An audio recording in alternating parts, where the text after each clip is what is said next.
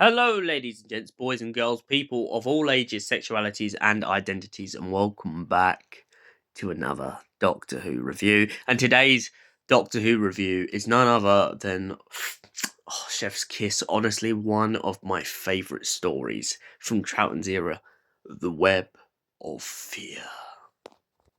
This story starts with such a rush on the basis that it starts with the Doctor and his friends literally stranded for pretty much the majority of the first episode in outer space. They are dangling over the Earth when all of a sudden some kind of invisible web begins to trap the Tardis, and the Doctor has no clue why.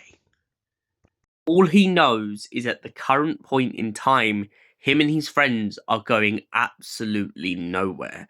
Meanwhile, back down on Earth, UNIT have come into contact with an alien life force that seems to be using Yeti to attack people.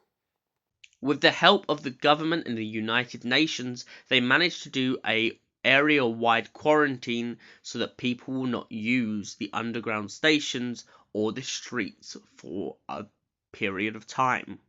Yetis begin to web up bits and pieces of the underground station, cutting units off in every direction that they can.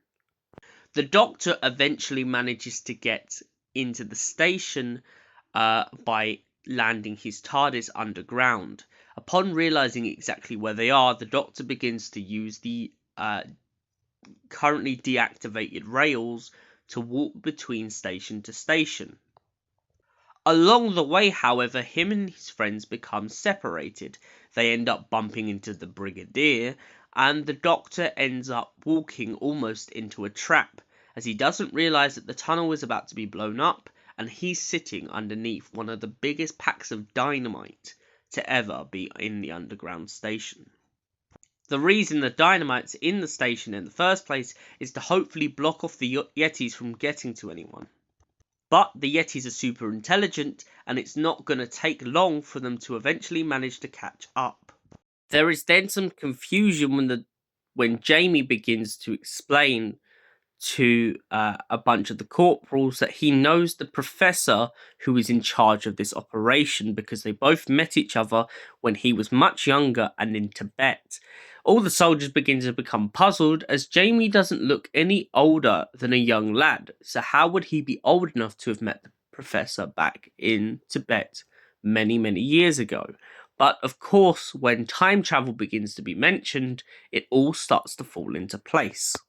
Whole incident of the Web of Fear all started off because of the fact that one of the Yetis from Tibet was found in a museum, and when it was left in the museum, one of the artifacts which was left with it, which was a circular ball, seems to have escaped. This ball belonged to an intelligence known as the Great Intelligence.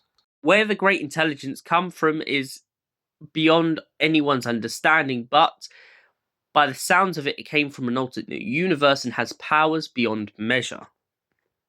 The intelligence's battle with the Doctor has only just begun, as after all, it will eventually go on to meet the 11th incarnation of the Doctor. But back to the story at heart. So the Doctor is getting closer and closer, but he's now starting to suspect that if one of the silver balls has escaped, that the intelligence could be masquerading as anyone amongst their inner circle. The Yetis are just a decoy to detract their attention away from the bigger picture.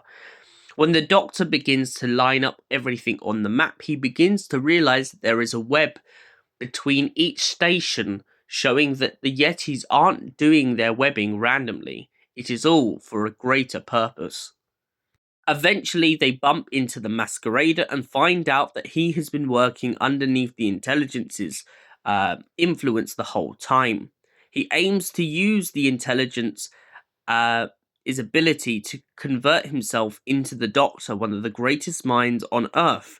After all, he is not human. The Doctor begins to agree to this mind game, but after getting into the machine, the Brigadier and Jamie end up interrupting in the interval of what's happening. They cause a crash between the machines and the intelligence is lost, well, at least for now. Except it's never truly lost the intelligence, it always finds a way to live on. and so it escapes the London Underground and becomes another entity once again. Doctor is absolutely furious with Jamie and the Brigadier as he knows that one day he will have to battle the Great Intelligence again. This is just a stepping stone in their long-spanning rivalry. So, as I said, what was my thoughts of the Web of Fear? Absolutely love this story. It's solid, it's bold. The idea of the Yeti chasing everyone around on the Central line, I think it is. It's one of the underground station lines. I do apologise if I got that wrong.